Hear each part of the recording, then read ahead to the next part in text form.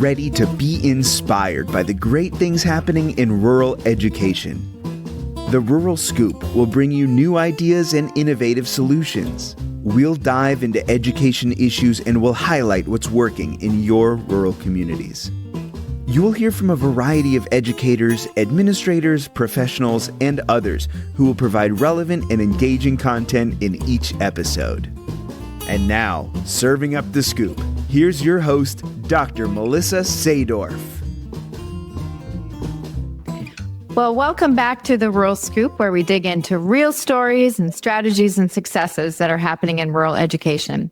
I'm your host, Dr. Melissa Sadorf, and today we're going to be taking a closer look at one of the most pressing issues facing our rural schools, which is educator recruitment and retention.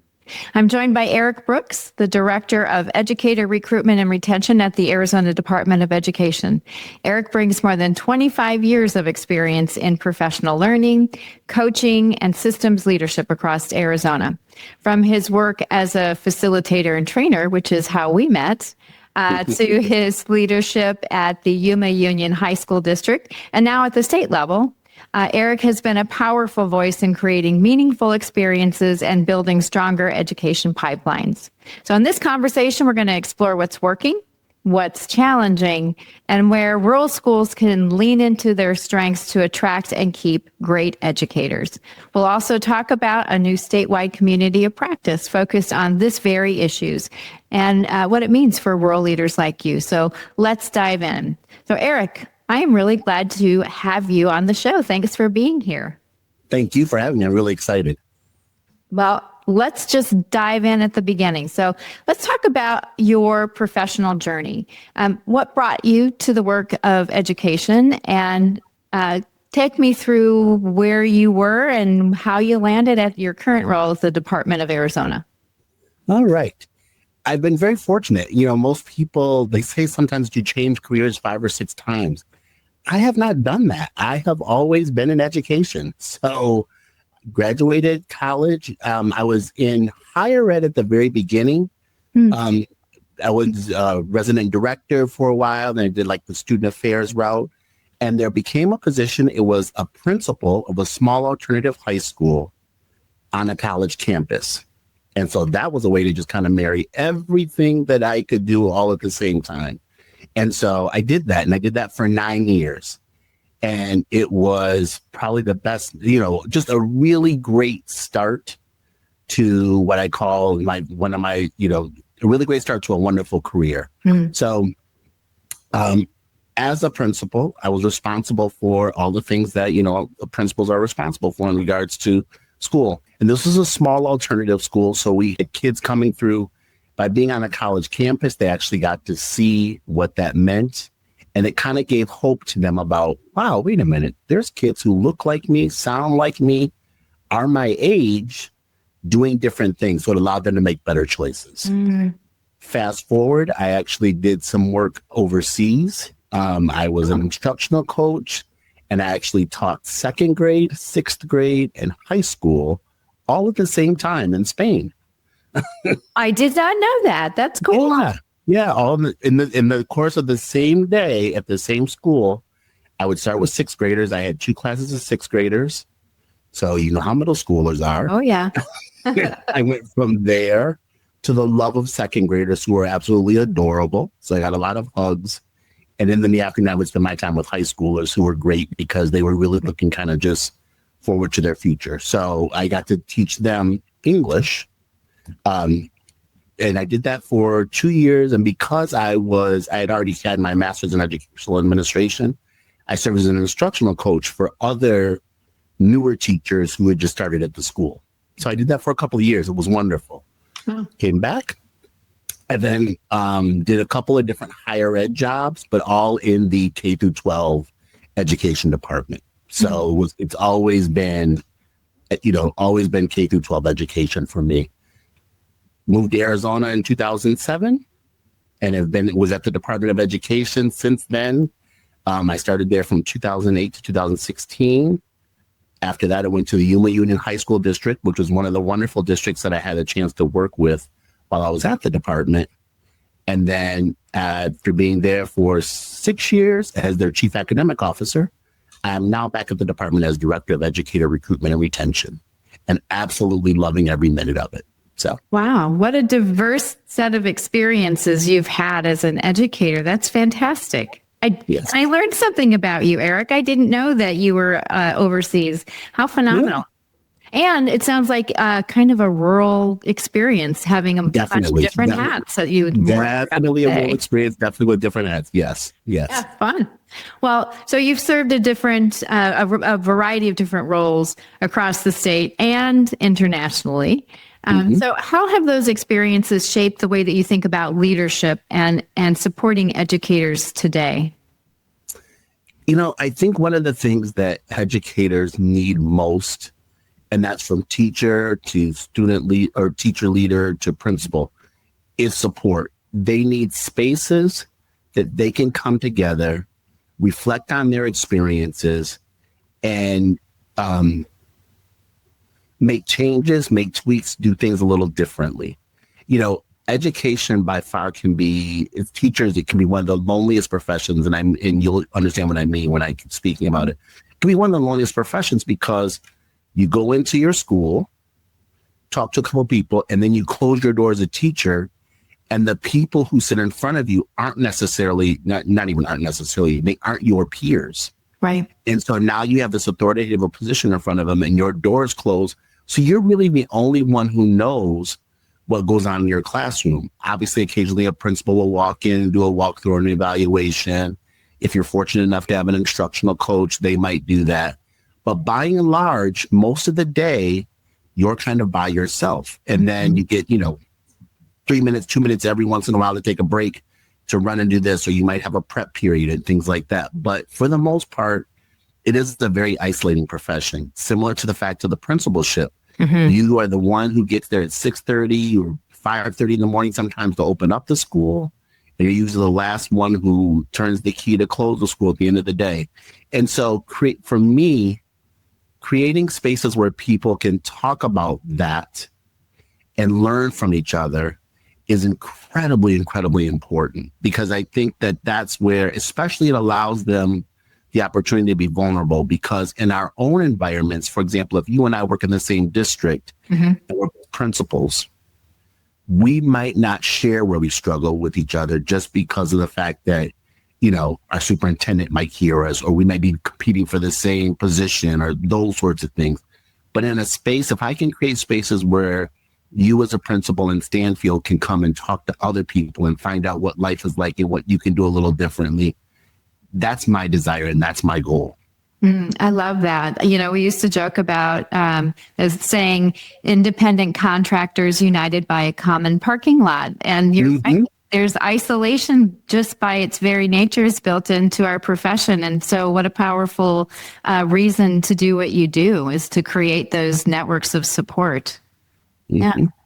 So one of your passions is creating those environments. And I know that about you because we've had the opportunity to work on creating them at different school sites, and you were a coach for me in doing that when I was a principal.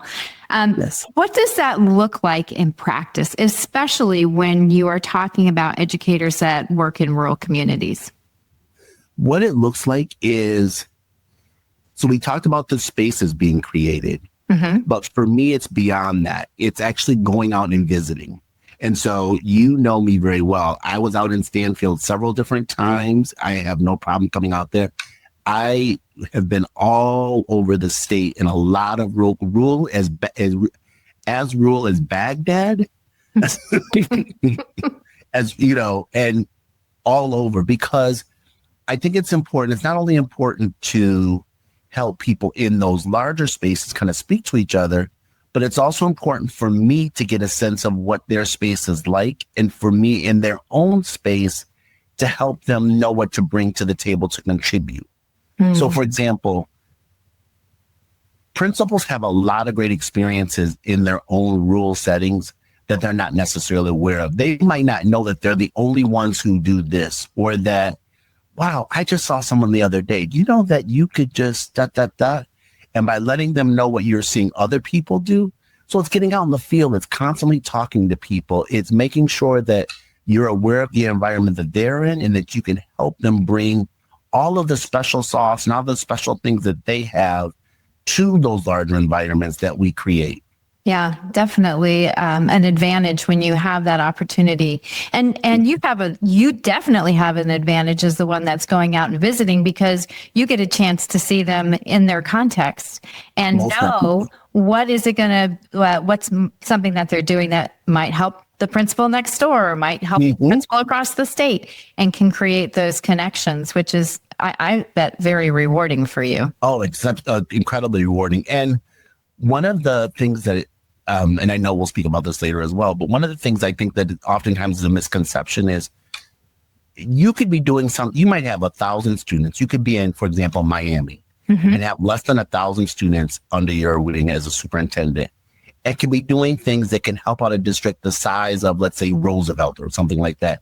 It doesn't matter the size of your district in a couple of different senses. I'm not taking anything special away from being rural, but from the perspective of the things that you do to support your teachers really can be done in a lot of different places. You might have to adjust it to scale, but can be done. So I love seeing things like in rural environments and then going to larger environments, say, if you tried this, this could easily help, simple protocols, simple practices and things like that can just really help teachers feel supported.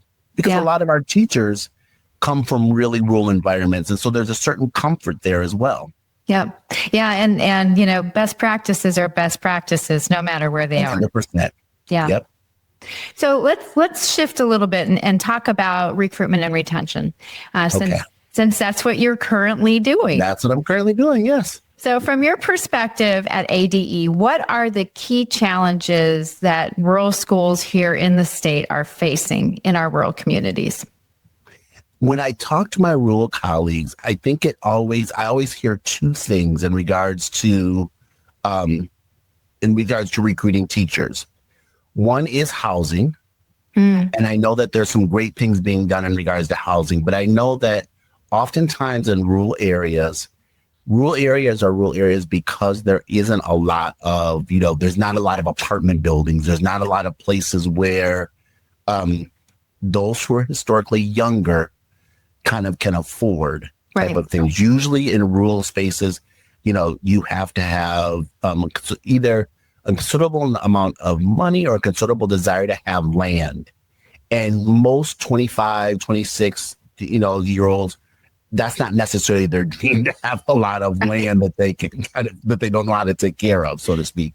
And so housing is always an issue, or housing is always something that comes up. The other thing that comes up, and I know you and I have spoke about this before, is that for our younger teachers and new to the field, it's the whole idea of a social life. And the idea that, like, if I come from Wisconsin, for example, and let's say I come from Madison, Wisconsin, all of a sudden I land here in Arizona and I'm in Holbrook, my questions or the things I like to do on the weekend with people who are my own age, if I don't have that age group, or if I only have 2 or 3 of us, that runs very thin.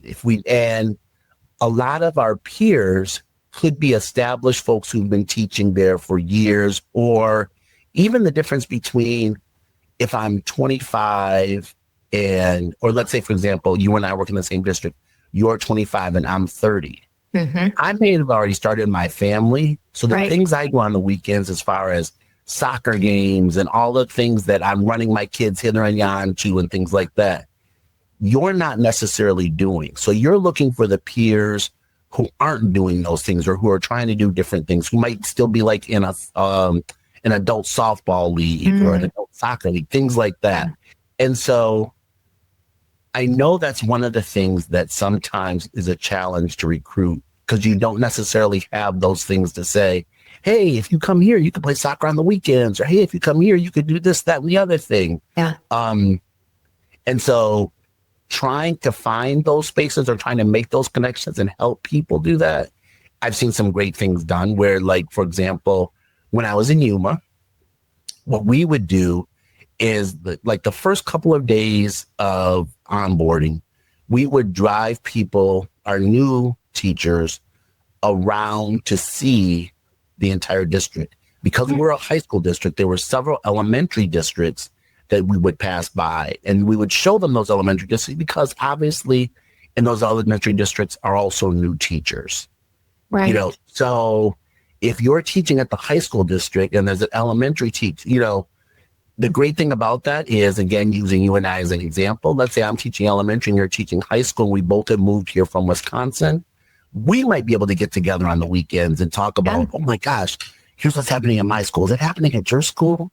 Or da da da da. And those kind of connections and those kind of sharings are really creating bonds for us to, at the end of our first year, say, well, I can't leave because if I leave, who's going to hang out with Melissa? You know what I mean? Like, so we kind of create those bonds that keep us there.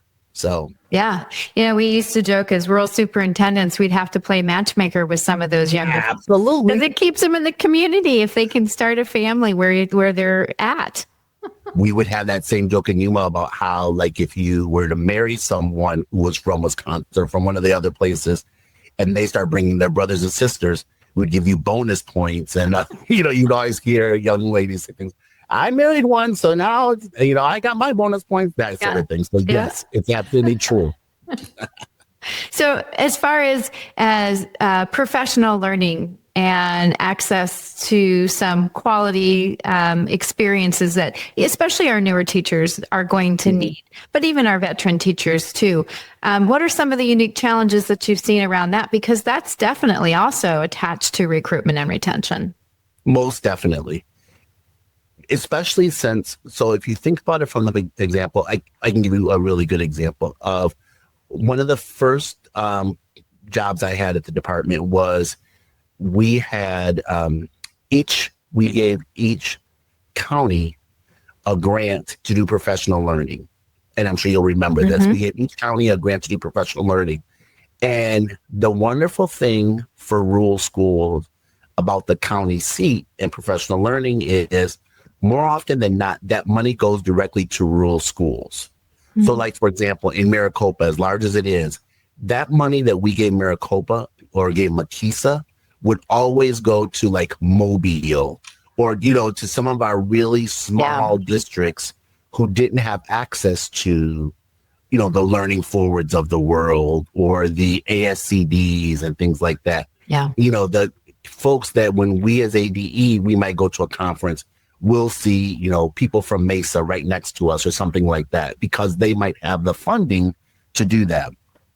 So what we learned to do with the rural districts is there a way that Lake Havasu, Bullhead City, Laughlin, and someone else can get in the same room with all of your teachers and have someone from ADE or have someone, you know, like a Jim Knight come and speak to your area. And then if all of you kind of split the cost of that in some way, shape, or form, or have the county pay for it or different things like that.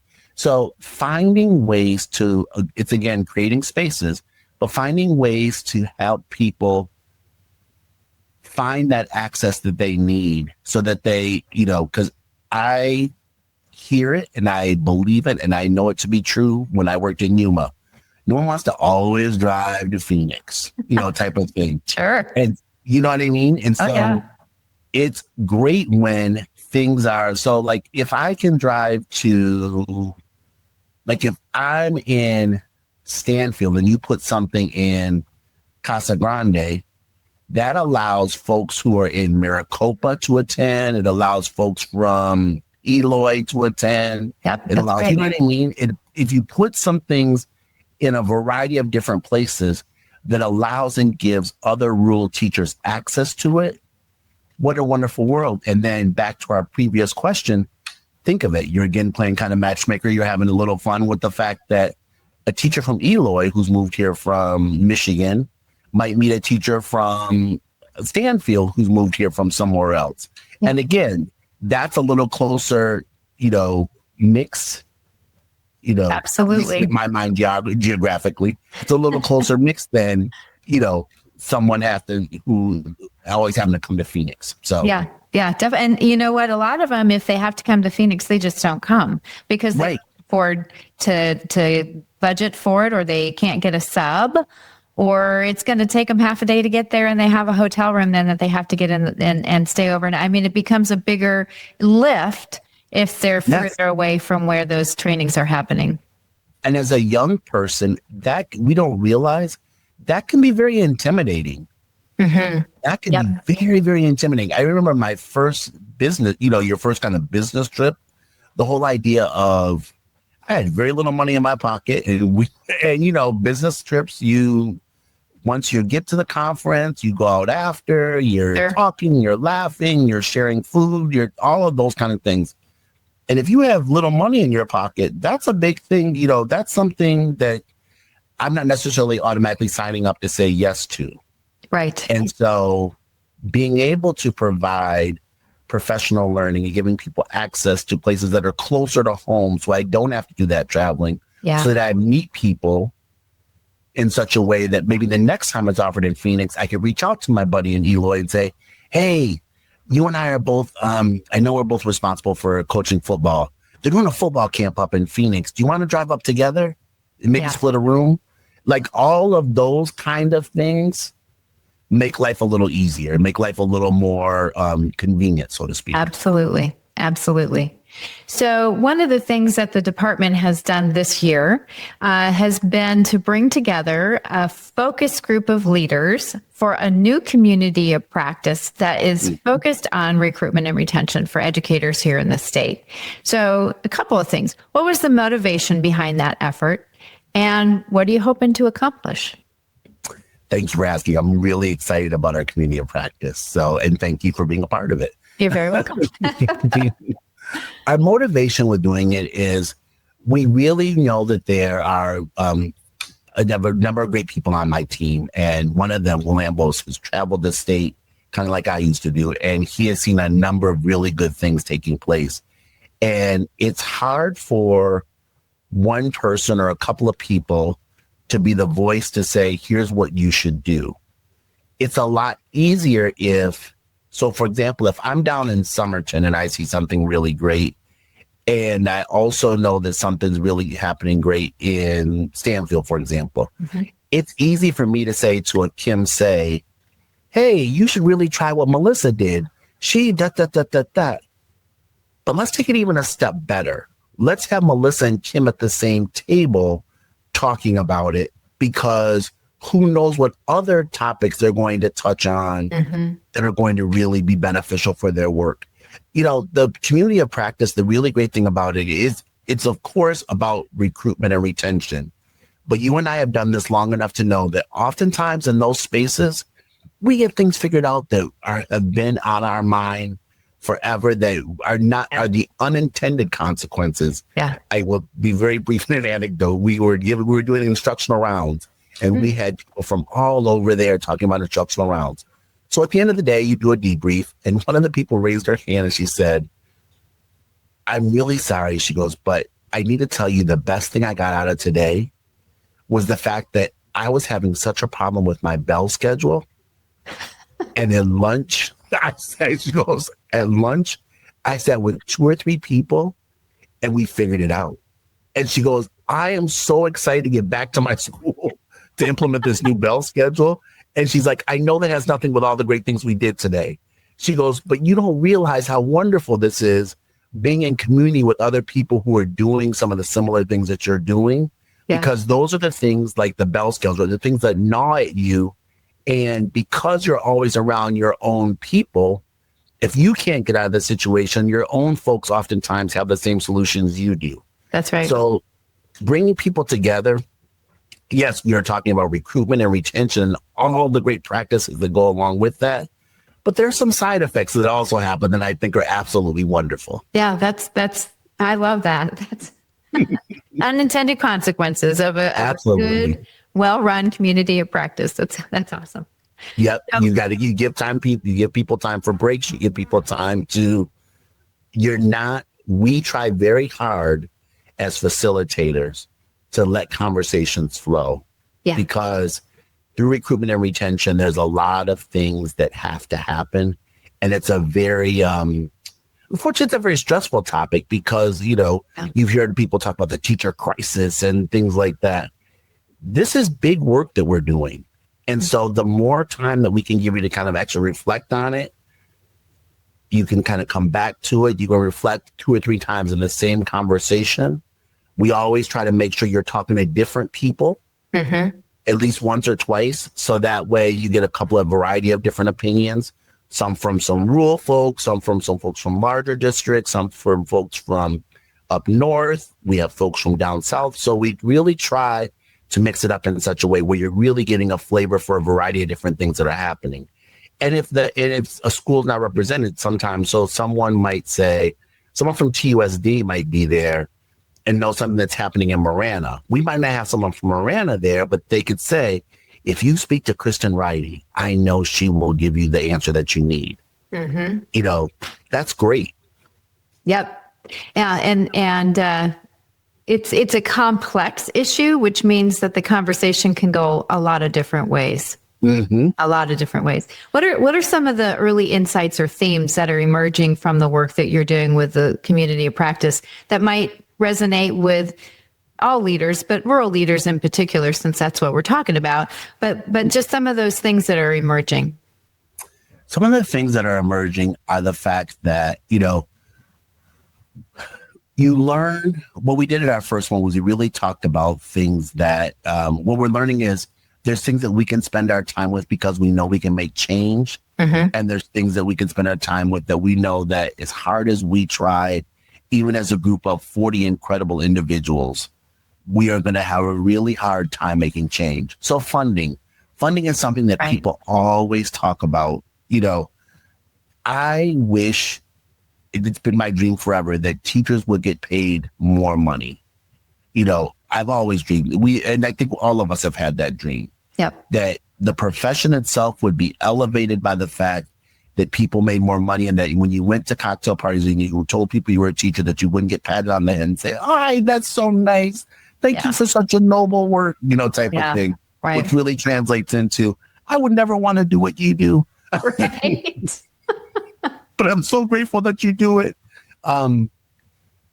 But really just so funding is not something we can tackle, but there are things that we can tackle. Working conditions, the way we provide support, coaching, all of those things are things that we can really tackle.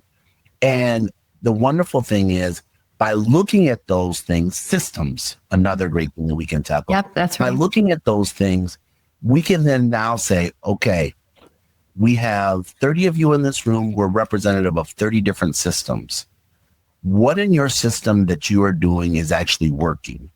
What in your system that you're doing isn't working? What in your system would you change? And by getting people to talk about those things, you're then finding for yourself things that, oh, wow, we do that. And no wonder why it doesn't work. Or, oh, wow, we do that. But you know what? Although we do that, here's why it works in our environment. Because what we do is ... Yeah. Because there are ways that certain things can work in both environments. You just have to talk about the little tweak that you make to it that might be different. Sure. Context. Is it a matter of having full release coaches as opposed to coaches who are still in the classroom? Because we've all been through that debate. Yep. Coaches who are in the classroom, it's wonderful because of the fact that I know that they teach. I see the validity in the fact that they teach three periods in the morning. And so when they come to me, I know they know what they're talking about because they just taught this morning. Whereas full release coaches can actually take the time and really kind of spend some time with you because they don't have to plan their own lessons. They don't have to do other things. So having people talk about the benefits of those things can really have people come away with, and we're never going to be the group that says, here's what everyone has to do. Sure. What we are going to do is kind of say, here's what we've heard. Here's what people have said has been successful for them. If you really are interested in this, give it a try. But we have some people here who know about what it means to do this. What are some of those things, Eric, that you're finding rural schools are doing that have been successful in their work to retain? I think what rural schools do exceptionally well is they provide support kind of outside of the classroom, which really helps people stay. So if you can make me a part of your community, now it's not just the work of the school that's important. If you've made me, an elder at your church, or you've made me a Sunday school teacher, if you've made me something, I'm a part of the local Red Cross or the local VFW, whatever. If you've created for me a world outside of my 9-to-5 job as a teacher, and we all know teaching is never 9 to 5, but you know what I mean. Yes, I do. If you've created a world where my Saturdays and Sundays are exciting because I have some things to do that put me in touch with other people in the community that are really moving not just my work and education forward, but moving my life forward, making me feel like I'm contributing to something that's greater than myself. That's what rural schools do exceptionally well. Exceptionally well. I can think of the countless number of teachers who move from, again, the Michigans, the Wisconsins, of the world, and came out here or came to Yuma planning to be here for 2 or 3 years. Once I get married and start having kids, and I'll go back. And that happens. Sure enough, that does happen. But there are others who are there 10 and 15 years before they go back, or they're there 20 or 30 years and they end up never going back. I can think of teachers in Yuma who did that, who started out, I'm going to be here for a couple of years, and who are now celebrating their 40th year at the same high school. Right. Yeah. But it's because someone reached out to them early on and said, hey, this community event needs you, or hey, this da-da-da-da-da.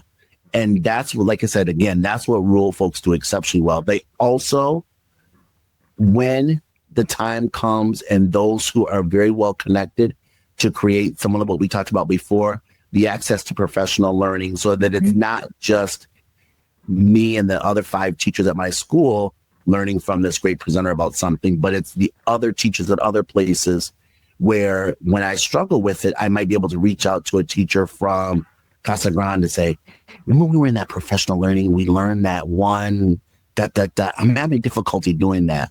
Or, that app that the guy from that technology thing taught us, have you ever played with that? I've been trying to play with it, Yeah. And those are the things, again, that rural schools do well. Yeah. You mentioned community, and that is such an important part of being rural. It's just foundational to be the hub of the community oftentimes.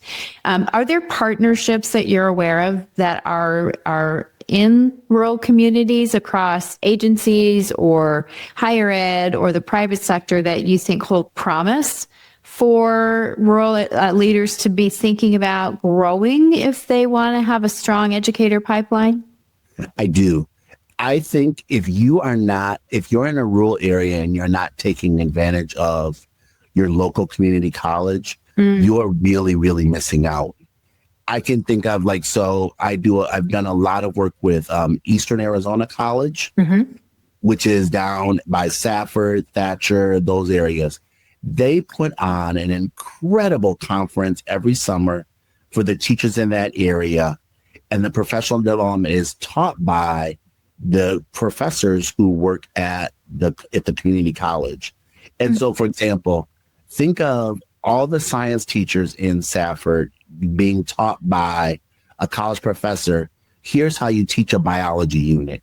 Here's how you teach a chemistry unit. Here's how you teach a physics unit.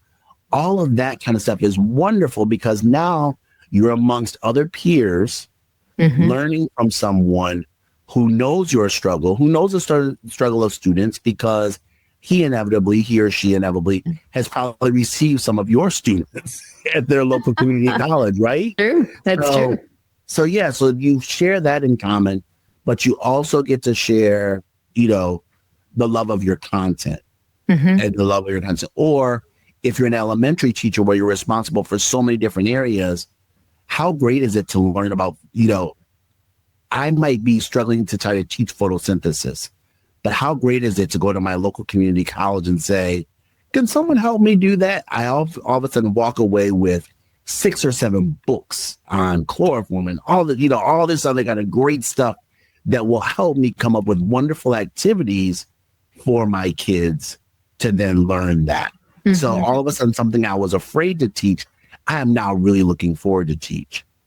I think there's avenues there. I also think there's avenues in some civic organizations like Boys and Girls Clubs and things like that, that I know that they have a lot of times in rural areas, even if it's not just one. They might not have one specifically for like, they might not have one for Holbrook, but they might have one that's centrally located so that those from Holbrook and other surrounding areas can go, or maybe the one in Prescott Valley isn't so far for someone from Holbrook to drive to, that sort of thing. Yeah. And again, geography. I'm just trying to think, you know what I mean? So, but yeah, like, take advantage of those organizations because they're there to really help and they have a desire to help. Yeah. They oftentimes don't know how to access or get in. So the more that we as leaders can create those spaces, the better things are going to be. Yeah, that's very true. I serve on the Rural Library Network national group, and there are so many connections that schools and rural libraries can create because they serve the same families. I mean, those students go to the library in the summer for summer read programs, and how great would it be if there was a teacher that could connect what they're doing during the year with what's happening in the library during the summer. So the library is such a fantastic suggestion. Thank you for reminding me about it. I have had the privilege of doing I would go to the library almost daily when I was in Yuma, just because it was a great place to kind of, after work, there's always things that you're thinking about, projects you want to work on or things like that you want to do, but you don't want to just be at your home doing it. So going to the library gave me the opportunity of doing that. And I would always hear every Thursday, okay, 6:30, come down for story time. So I said, I'd like to volunteer to read a story. And so, like, you can do things like that. And it just gives you a chance to kind of get involved with. And it was great for me because I got involved with some middle school kids who eventually came to the high school. And when they saw me walk in, they're like, look at you. Look at you. We know you from the library. So, yeah, it's fun. That's a really great spot. Thank you for reminding me. Yeah, absolutely. So reflecting back, you've been a leader in a lot of different places. Yuma Union, the last district that you were involved in. Mm-hmm. What are some of those lessons that you learned as a leader in those different places that you're carrying forward right now into your work with ADE? Great question. So when you're in a district office, we talked about the isolation of the other folks in our thing. The district office oftentimes is the place where we are responsible for all of the things that take place in schools. Mm-hmm. But depending on who you are, you can go a whole week without being in the school. True. You know what I mean? Because you go to your office and there's just so much work that you're kind of churning and burning and things like that, getting things done, but you don't get to get into the schools to see. So you're working for a population and you're serving a population that sometimes you don't always get to come in contact with. Right. And so 2 great lessons I learned is that, one, I can speak definitely for Yuma, but I also worked with a lot of district offices, just because oftentimes when you're from ADE, when you go to somewhere, you go to the central office. Sure. For obvious reasons. Right. 99.9% of the people who get in their car and drive to district offices every morning want the absolute best things for the people who they work with, for the kids who they serve, and for the communities that they serve in. And once you know that, it gets easier and easier, or collaboration becomes the key to really getting things done. Mm-hmm. And so as a high school district, one of the things that we often did was, if we were working on something that we knew our 9th graders were going to struggle with, we would talk to the 8th grade teachers in our area and say, okay, What are some things that you can do to prepare them better for when they get to ninth grade? Or what are some things that we can do? Or what are just some things that we should know so that when we receive them, we could treat them with the respect and honor that they deserve so that they have a really good experience here. Mm-hmm. Other things are things like AVID, which is a program that's in a lot of schools that really help kids learn how to dissect the content that they receive through a variety. It's an organization tool. It's a variety of different ways. It also works with kind of some of the social emotional learning or some of the grouping that says, if I have a group of people around me who are also either struggling or who are successful, I will in turn be successful. Mm-hmm. And so learning what other schools are doing in regards to those things and how you can tie in some of those same things. Every school has a superintendent, every school has associate superintendent, things like that, or a lot of districts have those folks. Mm-hmm. Those folks in like-minded positions should be communicating with each other, because the more that they communicate with each other and the more that they create spaces for themselves to learn, the better the learning is going to be for the people in their district offices and the people who they get a chance to serve. As a chief academic officer, the things I learned at conferences or the things I learned from other districts, I would immediately come back and try it with my folks back in the high school district, which I knew if I modeled it well, they as leaders would then do in their schools and their teachers would inevitably do it in their classrooms. Mm-hmm. And that's always the goal for me, to create more engaging and inviting opportunities for students to want to participate in the learning that goes on. Sure. So you've coached a lot of leaders over the years, me being one of them. Thank you. What's one piece of advice that you find yourself giving over and over again to those that are leading in challenging circumstances? To reflect. Mm-hmm. I think we don't give ourselves as leaders enough opportunity to really reflect on what we're doing. So we're moving at this breakneck speed because we feel pressure from the eyes that are all around us to do this, to do that. We're being pulled in so many different directions that we never take the time, or we rarely take the time to reflect. And what we often find is when we do take that time, we actually do a better job than, how many times has this happened to you? You are going. You get to the, you plan this big ceremony, this big graduation ceremony. You get there and you don't have napkins for the tables. Now, napkins for the tables is a very simple thing that you shouldn't be in charge of. However, if in the meeting with the person who is in charge of that, you didn't remember to tell them that, or you didn't have a chance to, there's always little things, or rushing. You want to get this person to speak. You want to do this, that, and the other thing. And you arrive at the venue and you forgot, oh man. The next day you see another superintendent in the supermarket and they say, oh, I heard you had such and such. Oh, I really wish I could have been there. Oh, I meant to invite you, but I didn't get Right. It's because we don't take the time. Like, is there anything that I'm not? Is there something that I'm missing? Is there an opportunity? Is there an opportunity for this to go beyond the four walls of my district and to really help our community? Oh, I can invite a couple of other superintendents. Yeah. Shoot out a quick email and then have, that's the kind of thing that I think oftentimes I always encourage leaders to find some time in your calendar to reflect. Yeah. Put a half hour, put 15 minutes, put whatever, but just kind of sit quietly and think about how your day is going, or are there things that you can do differently to make sure things go well. Yeah, I love that. That's great advice. Yeah. So looking ahead, what are the priorities or the initiatives that school leaders that work in rural communities should be watching for from your team or from ADE? I have two really exciting ones that I'm really to talk about. So we just recently registered our apprenticeship program. Oh, awesome. So, yes.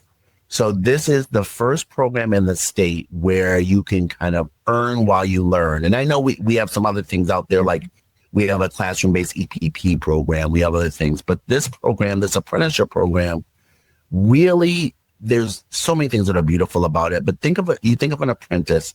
So Gerald's a plumber, and I'm a plumber apprentice. Gerald's responsibility is to think of things that will help me be the greatest plumber that I can be. Mm-hmm. I don't always have to be next to Gerald, but there will be times when I shadow Gerald. But there will also be times when Gerald might say to me, oh, you know what? So-and-so this weekend or so-and-so this Friday is going to be working on a sink. And I really haven't worked on a sink in a long time, but I really would love for you to go down and check out what he's doing. So spend the day with him, shadow him, and then come back and talk to me about it. Journey workers, which would be the mentor teachers of our apprentices, are going to be the ones responsible for creating that learning experience. So you might say to me, your apprentice, hey, this weekend or this Friday, I know Jamie is going to be doing a wonderful lesson on ... And she's going to differentiate it in 3 or 4 different ways, because in her class of 30 kids, she has 10 who are at the top part, 10 who are fair to Midland, and 10 who are really struggling.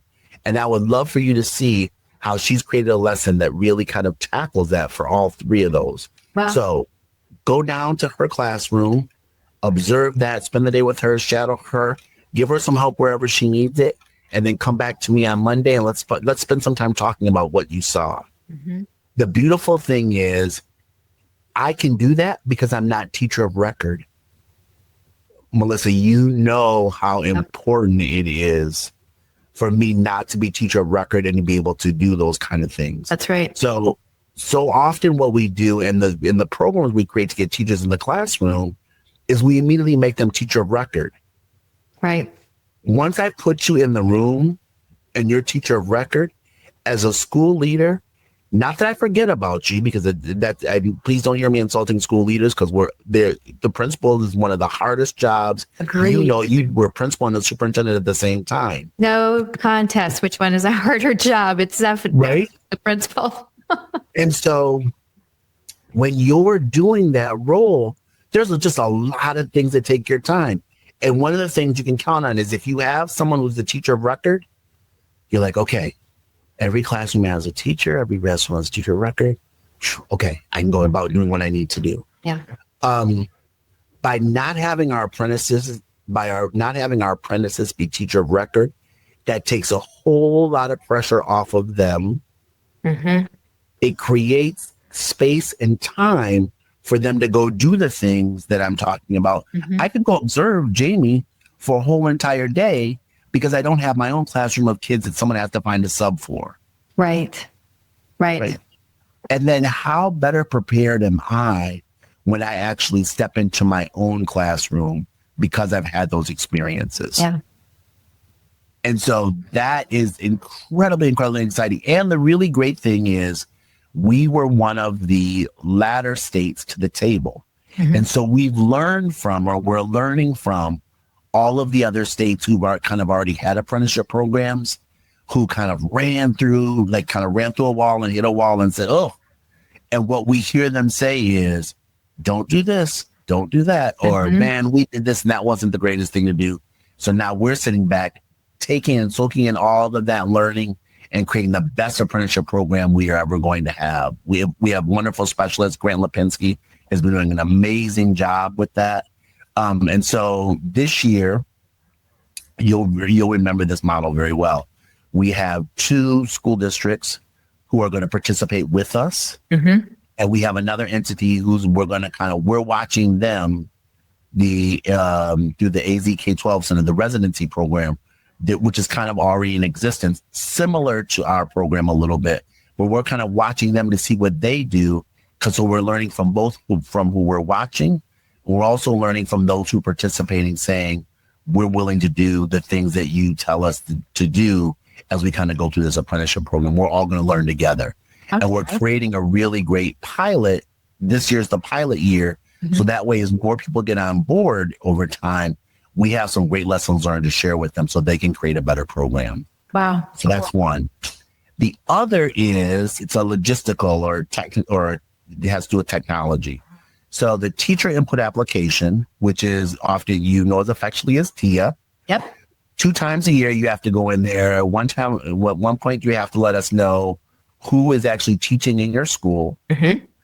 Another time, you have to let us know how they're being evaluated. Did they exceed expectations? Did they meet expectations? Those sorts of things. So that system can be a bugger. A little bit. A little bit.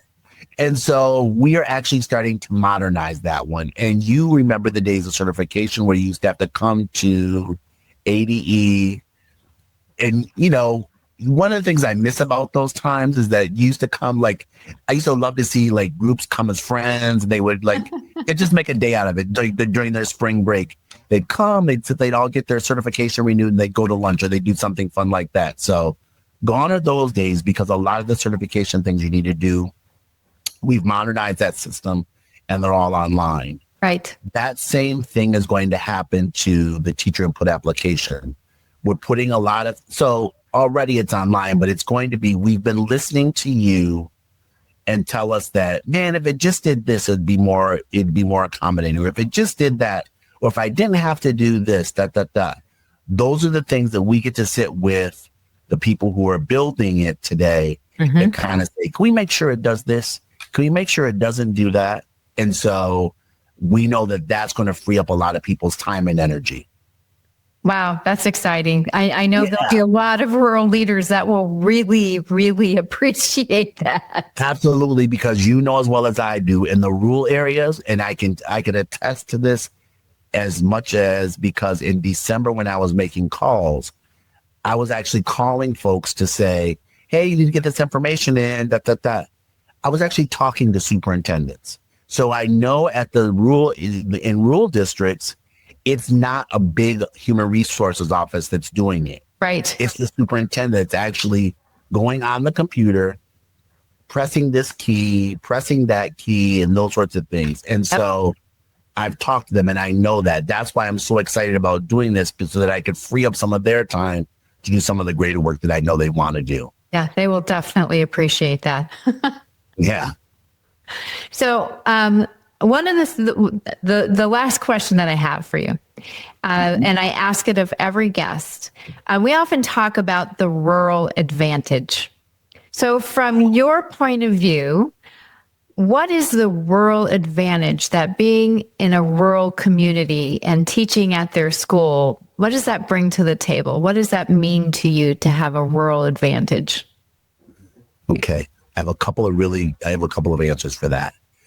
One is the fact that, again, moving here from Michigan to teach here, if I'm in a rural district, I'm going to be automatically a part of a community. Mm-hmm. And there is nothing greater than being a part of a community. I mean, I will get in, and I know this to be true because I've seen it happen. I will get invited to people's house for dinner on Sunday. Yeah. I will get asked to go to different events. All of those things are incredibly important because those are the things that are going to make me want to stay in this area. Yeah. I also think, and I hope you hear this because this is really a compliment to you. In Arizona, what our rural teachers have as an advantage, or what our rural schools have as an advantage, is we have an incredible leader in you. Oh, and that's very nice. You have put us on the map in such a way where other people, and I'm very fortunate in the fact that I get to be at some pretty big tables, or just kind of, I've made some friends with those folks like the Jacob Cantors of the world, and I know those names mean something to you. Those are people who are at a real national level doing a lot of different things and connecting people in education. And you talk to some of those same people. So some of those same people who are from, like Jacob's biggest work is with LA Unified School District. Right. That's pretty much the opposite of rural. It pretty much is. It pretty much is. That's antithetical to rural. But he hears your voice because he talks to you and he makes sure that he keeps in touch with you and things like that. And so when he sees and hears things that LA Unified needs, he's hearing you tell them what some of the rural schools in our area are doing. Yep. And that's the advice that he's giving to the schools that he's working with. And so we in Arizona don't realize how fortunate we are. Not every state has a rural schools conference. You've put on several years this amazing conference for us to go to so that as rural schools and as leaders in our state, we can kind of get around the same table and spend time planning so that we as leaders, state leaders, can do things better for other rural districts and other people who might not be able to attend the conference, or just for other newer people who come to the state. And when it comes an opportunity to recommend going to a rural school, we can do that because we know they have access to things. Like in certain states, I know that people don't recommend they go to a rural school because of the fact that you're not going to have access to this, you're not going to have access to that, you know. And when I say this and that, I mean things like you might not have access to Learning Forward and all of its magazines, which kind of help with professional learning. Sure. Or you might not have access to the K-12 center or, you know, whatever their local center is, that sort of thing, because they pretty much concentrate in certain areas. Whereas here in Arizona, because of who you are, all of our different agencies make sure that we look at our rural schools and make sure, like when we put tables together, it is not uncommon to say, you will hear people from ADE or from other agencies say, where's our rural representation? Who's representing us from our rural representation? Yep. And the good thing for you is you've created enough leaders where it doesn't always have to be you. No, there are very engaged and involved and knowledgeable rural leaders across the state that have great ideas and offer a lot Absolutely to the conversation. And there are people who have been in large environments who are choosing, because you've made it such a valuable thing, to go rural. So like I think of like the Richard Ramoses of the world and things like that. Miami. Yeah. Say it right, Melissa. Miami. Exactly. Miami. But yeah, so like that's just, you're such a blessing for us. And so Arizona has it for you, but also, like I said, just there are a lot of advantages to being in a rural environment. I hope people take advantage of it and realize how wonderful it is for them. Yeah, I do too. And looking at a rural opportunity, it's never a bad idea to consider the rural opportunity first, because there are a lot of things to be gained by being in a community. 100%. Yeah. All right. We've covered a lot of ground today, Eric. And before we wrap things up, I'd like to end with doing a rapid fire round. I'm springing this on you. So, okay, I'm ready. Just a handful of quick, totally non-threatening questions designed to allow folks a little opportunity to get to know you better. So, first thing that comes to mind. Ready? Yep. Okay. Early bird or night owl? Early bird. Ooh. Favorite lunch at school when you were a kid? Pizza. Yeah, that's what I would have said. One thing that you always have in your work bag? It's hand lotion. Okay. Last show that you binge watched? Oh. So I watch a lot of sitcoms. So always in the background is either like a Friends, a show. There's a lot of British. I like a lot of British shows, like the original version of The Office. Oh. There's a show called Couplings, which is the original version of Friends. So I like a lot of those type of things. Okay. All right. Best road trip snack?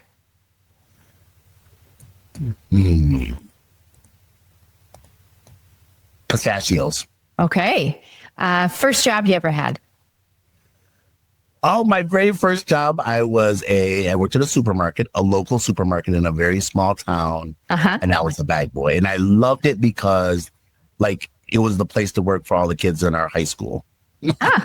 Well, of course. It's social hour there then. Yes, of course. Favorite season in Arizona here? Fall. Okay. Sure. Yep. Mountains or desert? Desert. All right. All right. One word that describes your ideal weekend. Relaxing. Oh, I love that. Favorite rural town name that you've heard in Arizona? Oh, favorite rural town. Actually, it's Baghdad. Because Love it. either Baghdad or Miami. And here's why, because I love telling people when I'm going to Miami and they're like, oh my gosh, you're gonna have so much fun. I was like, Miami, Arizona. That's great. So, yeah. Okay, last one. What's one thing you never leave a meeting without doing? Thinking of a takeaway or thinking of a lesson learned that I can apply. Well, and that's a good way to end this, because I know that you've given us a lot of things that we could be thinking about and reflecting on and applying to our work. So I want to give you a big thank you for spending some time with me today and sharing your expertise and your insights. And I really appreciate the work that you are doing at ADE to help us build strong, thriving rural communities here in the state. Thank you. It's been an absolute pleasure. Hoping to see all of you soon on the road. Well, if you're interested in learning more about the community of practice on educator recruitment and retention, or if you want to learn more about the work that's happening at ADE, make sure that you check out the website. There's a lot of great information that you can find there. And as always, thank you for the work that you do in our rural schools. Don't forget to subscribe, to leave a review, to like, and maybe share this episode with somebody who's working to make a difference in rural education. And so until next time, keep leading with purpose and keep leaning into the rural advantage. Thanks, everybody. Thank you so much for listening to The Rural Scoop. Please be sure to rate, review, and subscribe, or even leave us a comment. And be sure to follow on Twitter at Dr. Sadorf. That's Dr_SADORF, so that you never miss a new release. You can also check out previous episodes of The Scoop wherever you get your podcasts. Production support for The Rural Scoop is provided by Chattanooga Podcast Studios. Find out more at ChattanoogaPodcastStudios.com. See you next time for more great discussions about rural education.